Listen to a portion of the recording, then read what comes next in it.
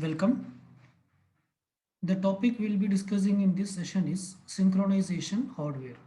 That is, how process synchronization can be achieved through hardware. Okay.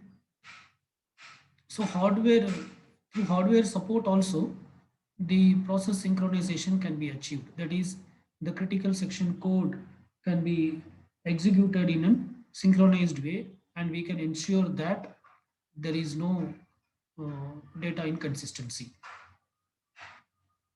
So basically, this is done by using the concept called lock. So lock in the sense, before entering to a critical section, the particular process will check whether it is already locked or not. Whether it is already locked or not. So we'll be maintaining a shared variable. The processes will maintain a shared variable called lock, which will be accessible by all the processes which want to access the critical section. So before accessing a critical section, the particular process will check whether lock is true or not. If lock is true, means somebody is already in the critical section, so it is locked. Then this current process will wait. It will wait until lock becomes false.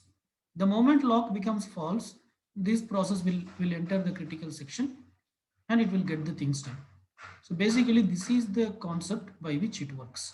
So the main idea of process synchronization is, when one process is in the critical section, no other process should be in the critical section. Okay.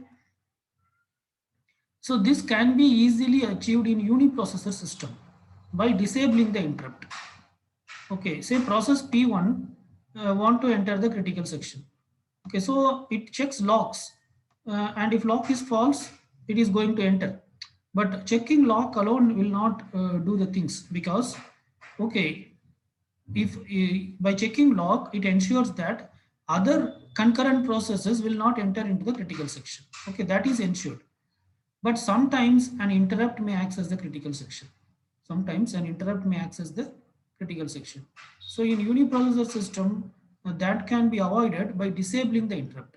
That is, when a process enters into a critical section, first it will disable the interrupt and then it will enter the critical section. And similarly, when it is coming out of critical section, it will disable the interrupt. Okay. So this can be effectively done by disabling the interrupts in a uniprocessor system.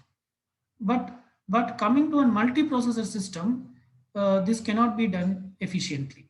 The reason is, to disable the interrupt in a multiprocessor system, first of all, when you execute a interrupt disable command, the signal should reach all the processes. So it will take considerable amount of time. And processor, in every processor there will be a clock. The clock also updates based on interrupts. So if you stop the process, if you stop the interrupts, then the processor clock also may stop.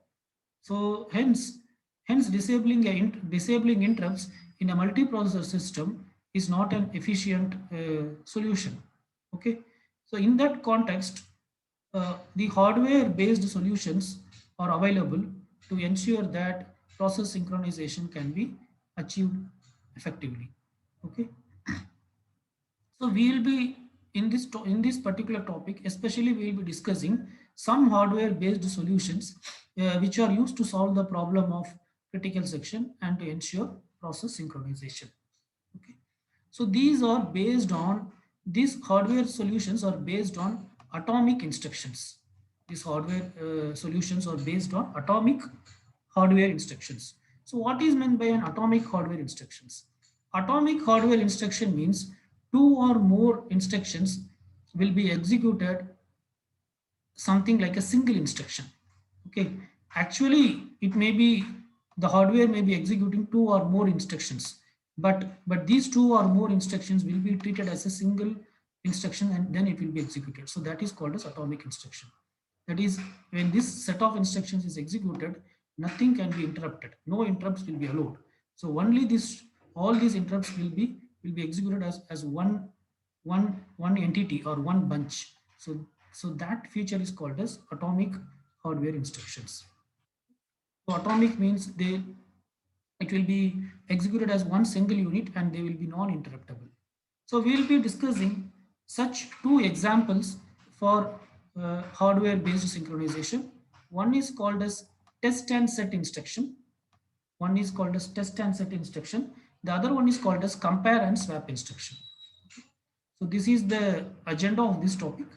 So basically we'll be discussing two types of hardware synchronization instructions. One is test and set instructions and the other one is compare and swap instruction.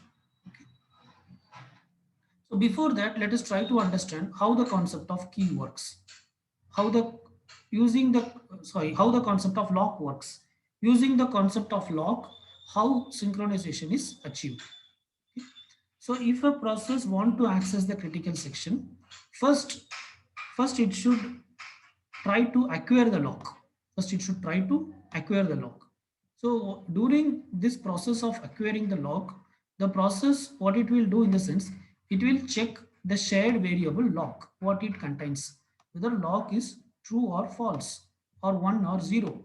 If lock is equal to true, if lock is equal to true, then it means that somebody else is using the lock.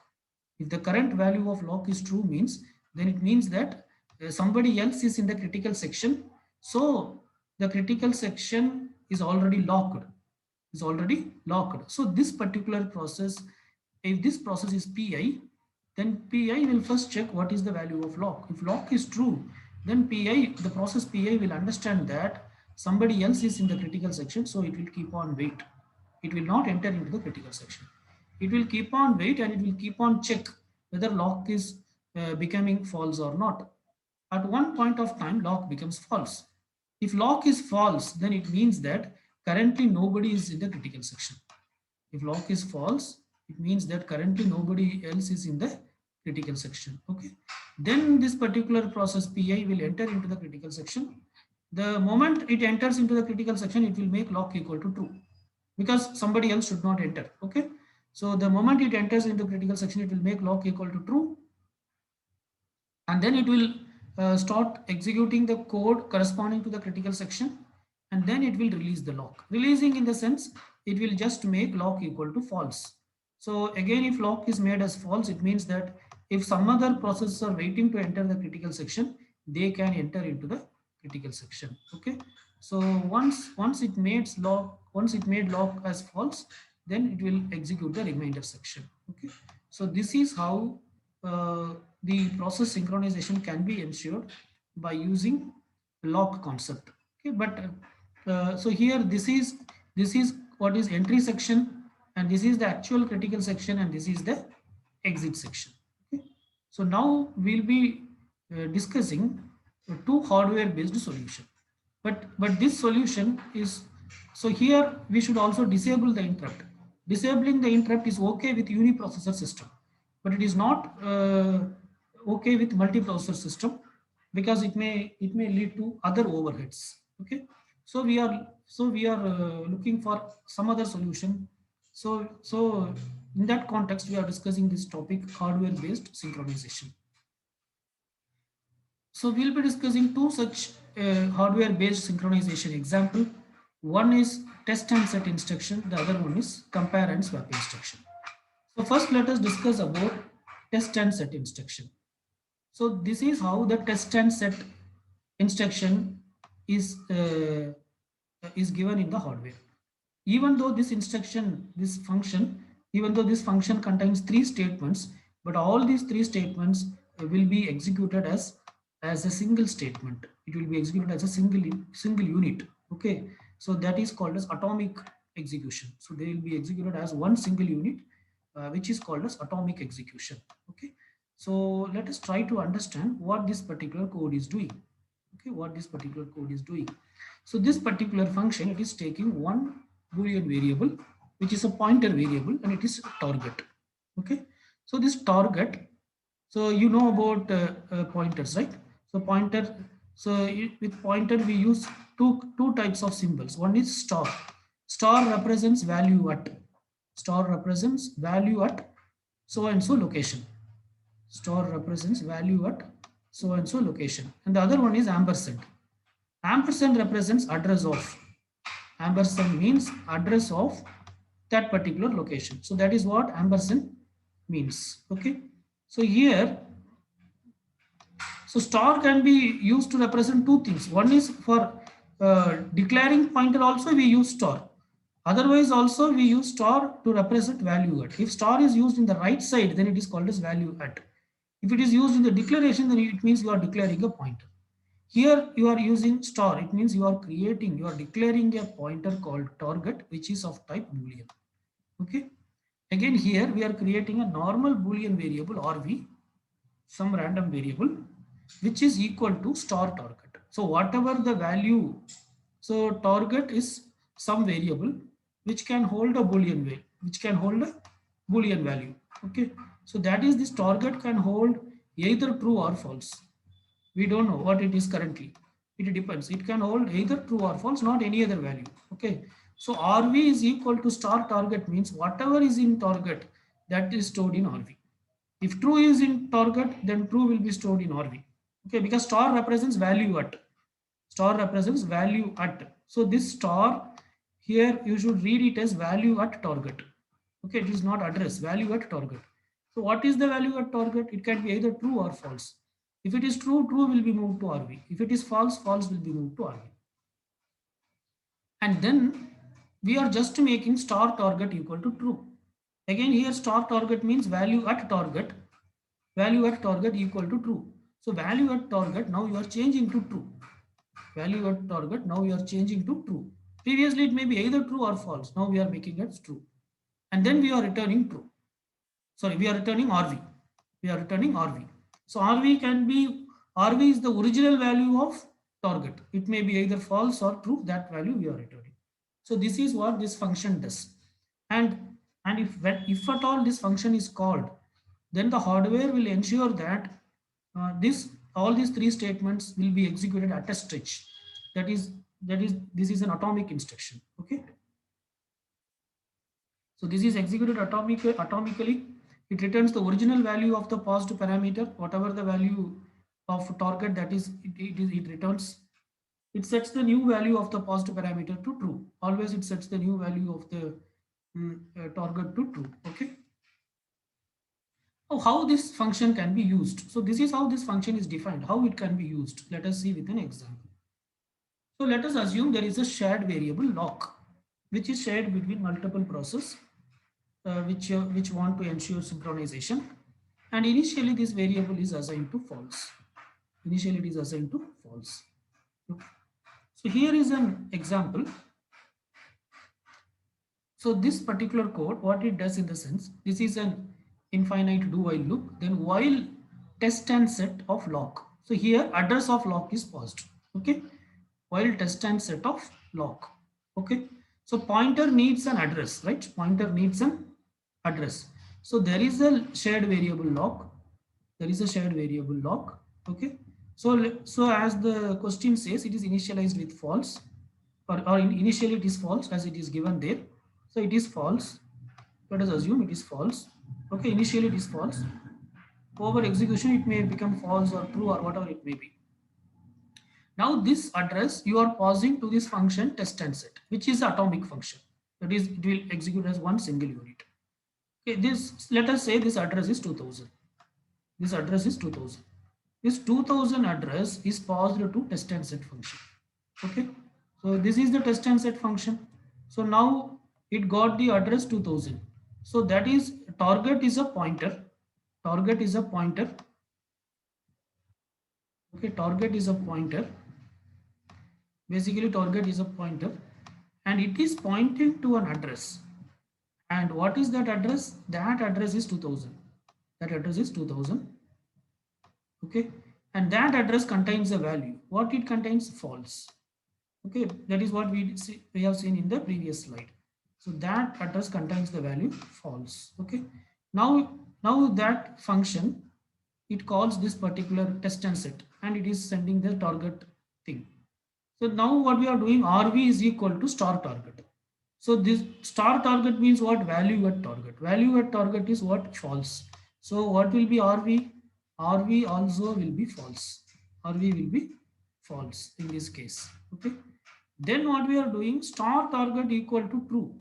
What is star target? Star means value at. Value at target, you are making it to true. Previously it is false.